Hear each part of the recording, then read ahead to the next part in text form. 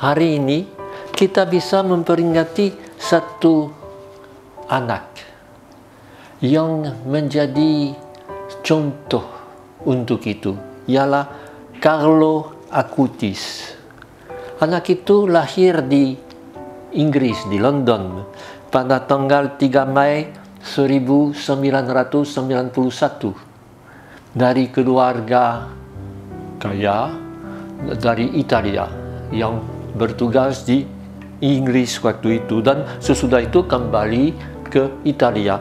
Dan di situ anak ini sejak kecil mempunyai suatu kasih untuk Ekaristi. Dan di sekolah, di mana saja, dia hidup sederhana, tetapi sungguh-sungguh membawa nilai-nilai Injili dalam hidupnya. Sayangnya dia kena leukemi, yaitu kanker darah, dan dia meninggal dunia pada umur yang masih sangat muda. Dia meninggal dunia pada 12 Oktober 2006.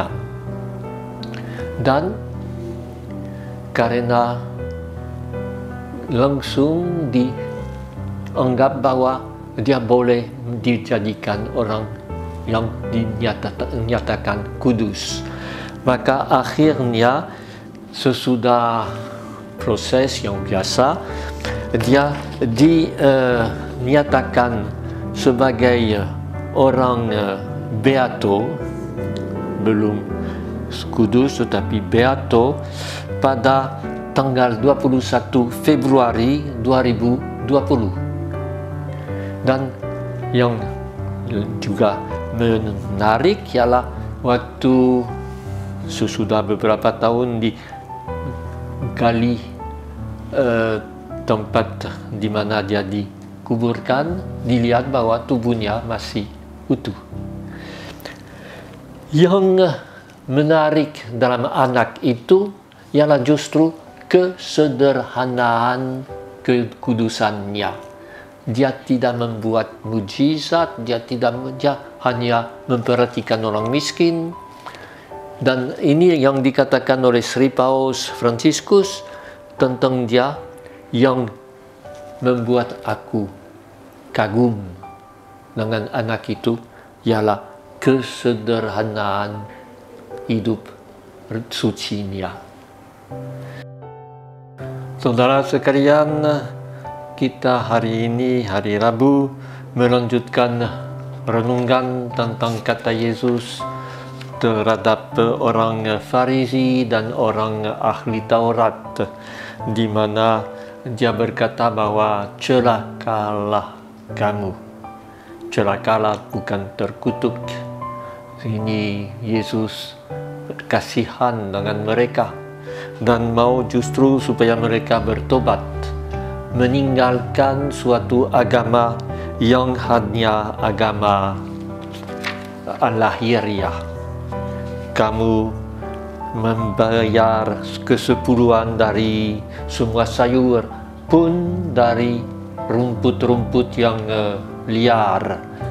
Padahal dalam hukum Taurat, rumput-rumput itu tidak termasuk yang harus dibayar untuk konsumsinya.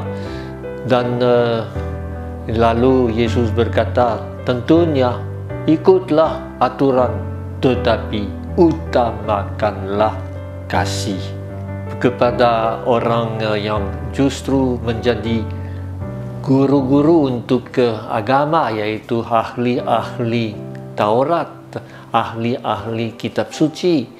Dia berkata, kamu juga banyak ajaran yang hebat, tentu, tetapi pelaksanaannya nol. Kamu meletakkan di atas bahu orang-orang biasa, kaum awam, beban dengan harus ini, harus itu, tetapi kamu sendiri hidup tanpa sungguh-sungguh melaksanakan apa yang kamu ajarkan. Dan hal itu juga dikatakan dalam bacaan pertama, yaitu bacaan dari Galatia di mana Paulus memperlawankan spirit atau semangat badani dan Roh Kudus. Yang satu ialah membawa kepada semua dosa terhadap hidup seksual, yaitu percabulan, kecemaran, hawa nafsu, semua yang macam menyembah atau memuji berhala-hala. Dan Sri Paus sekarang berkata berhala utama ialah duit lah. Yaitu yang ketiga, hubungan dengan sesama yang selalu iri hati, mau lebih maju kepada orang lain, mau menginjak orang lain, dan akhirnya juga kemabukan, hidup mewah-mewah, suka makan. Saya selalu heran ya, di Indonesia ini kalau ada tempat untuk orang banyak, tidak pernah ada toko untuk menjual surat kabar atau buku, tetapi toko-toko, warung-warung untuk makan berlimpah. Kita barangkali harus pikirkan itu. Dan sebaliknya, kalau dijiwai oleh Roh Kudus, yang utama kasih. Ini saja kasih. Dan akibat dari kasih ialah kegembiraan, murah hati, kesetiaan, lemah lembut. Semua itu akibat dari kasih. Bukan satu daftar beberapa orang yang berbeda, tapi katanya sebaliknya, hasil roh ialah kasih. Dan hal ini kasih yang tentunya ada dasarnya dalam salib, yaitu mau melupakan diri. Dan ini Yesus yang sudah menyalibkan diri,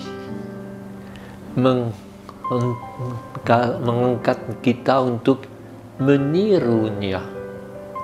Melupakan diri, inilah dasar dari kasih. Ini yang bisa kita tarik dari dua teks hari ini.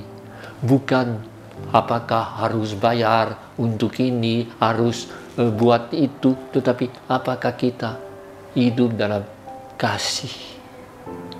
Kasih yang membuat kita memikirkan orang lain. Si kecil itu selalu coba menghematkan duit untuk bisa bagi kepada orang dalam kesulitan.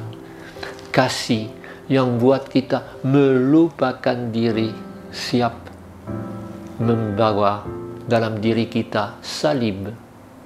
Ekaristi adalah memperingatkan kematian Yesus yang dengan menghormati kebangkitannya, tetapi salib adalah dasar juga. Ini yang perlu kita renungkan, dan untuk itu kita tutup dengan mohon bantuan Tuhan dengan doa. Bisa jadi si kecil Carlo Acutis menolong kita untuk membuat semuanya ini.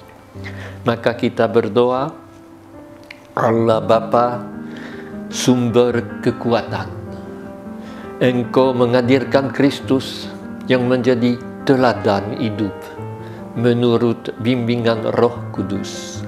Semoga kami hidup seturut kehendak-Mu, agar dapat mengendalikan keinginan duniawi dan menjadi anak-anak-Mu yang kudus, dengan pengantaran Kristus Tuhan kami. Amin. Aku